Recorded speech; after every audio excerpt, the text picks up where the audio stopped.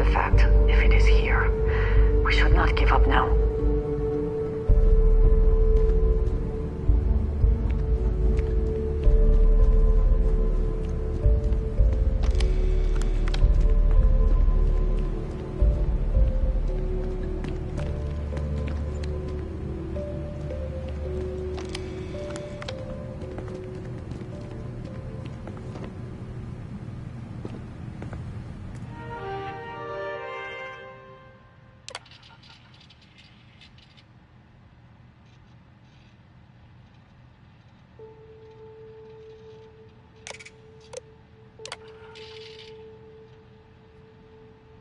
Project log.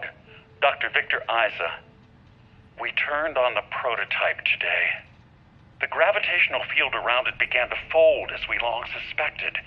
Complete reversal of gravitational pull was observed on dozens of loose objects around the lab. I'm setting up a meeting with the directors to propose a larger test. The prototype proves we don't need the original anymore, but further work is going to have to take place in space. Somewhere with abundant helium-3 and with a civilian partner. Someone with access to large-scale manufacturing resources and computational equipment. Engineering gravitational folds pulling the far side of the solar system closer to us? It's all going to be possible. Project log. Dr. Judith Tatien. I watched the GravJive tests from the moon today. It was the first time we were able to talk to the team at Nova Galactic directly.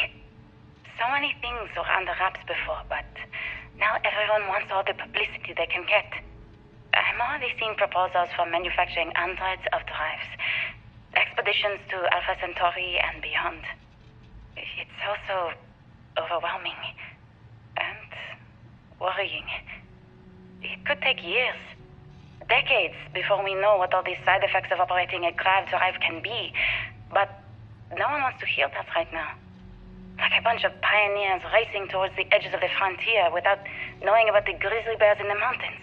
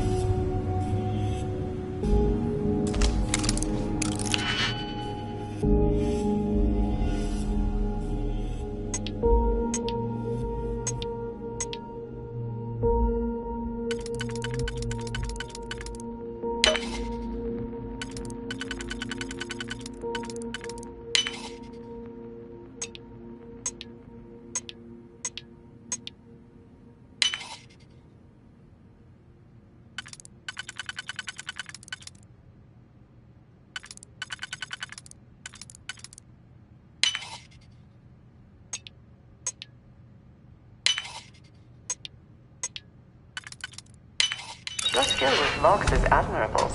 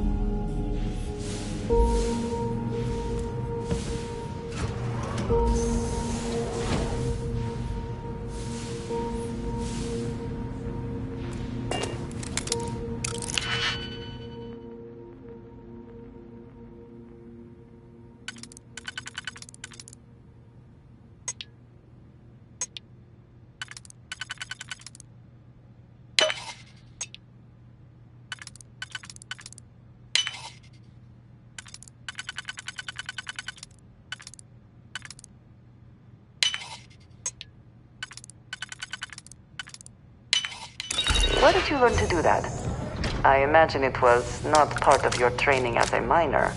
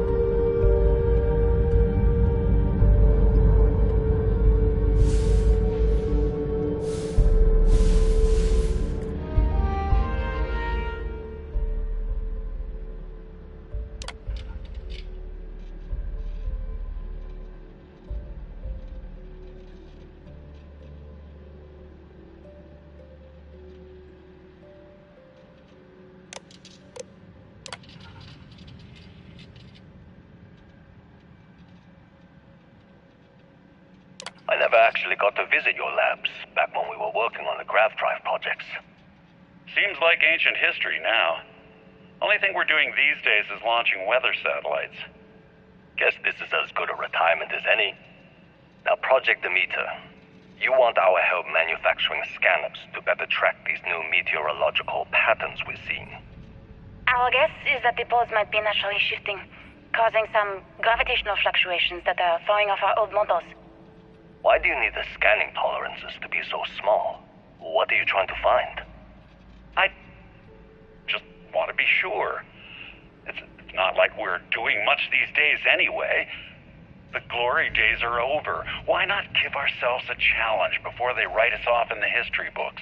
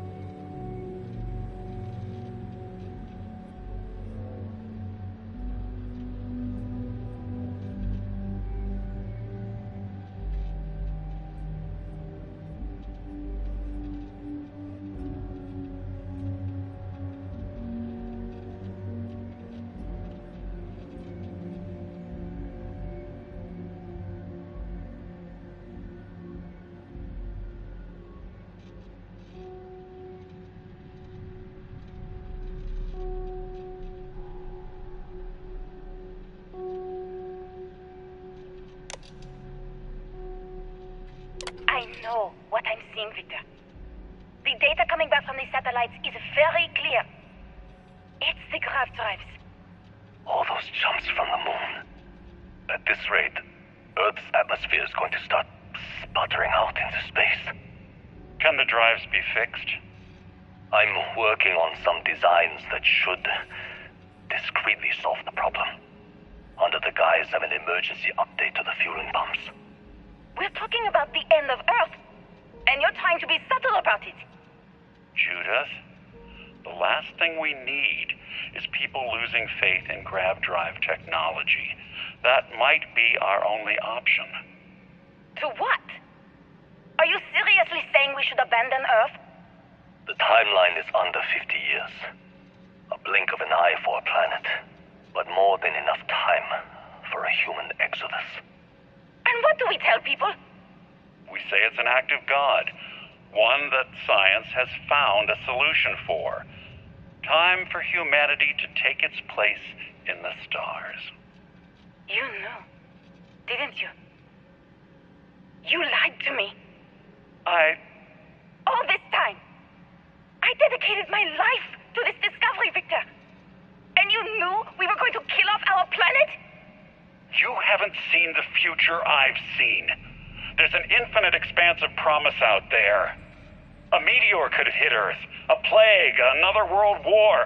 Colonizing other galaxies secures humanity's future for all coming generations, across all time. At the expense of our home. Stop it, both of you. All that matters is building enough ships to get everyone off this planet. And we need to start now. I'll draft up a statement. We'll need to address the entire international community. I'm sorry, Judith. There isn't a planet in this universe that will be far enough away from you, Victor. We are never speaking again after this is over.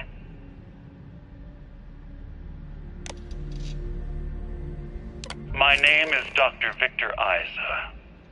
And if you're listening to this, then you probably already know the truth. I was young when I first headed the retrieval team of an odd gravitational anomaly on Mars. But I kept what really happened that day hidden from everyone except one other person. Even she didn't believe me at first. But I have no reason to lie to anyone now, so I hope you'll accept this confession, whoever you are. When I touched the anomaly, I experienced 12 days of lost time. I met myself. He told me everything that has since come true. The grav drive equations, the tests on the moon, Earth's atmosphere sputtering away because of what we had done. But he also told me about a city thriving on a planet orbiting a distant star. Human culture, art, music, lifestyles evolving and shining brightly across all of space. What price would I be willing to pay for that future? Maybe you don't believe me. Maybe Judith was right and I'm just a coward who wants to believe his mistakes were justified. But everyone has forgotten about the real origins of the grav drive, this artifact from Mars. I hope you make better use of it than I did.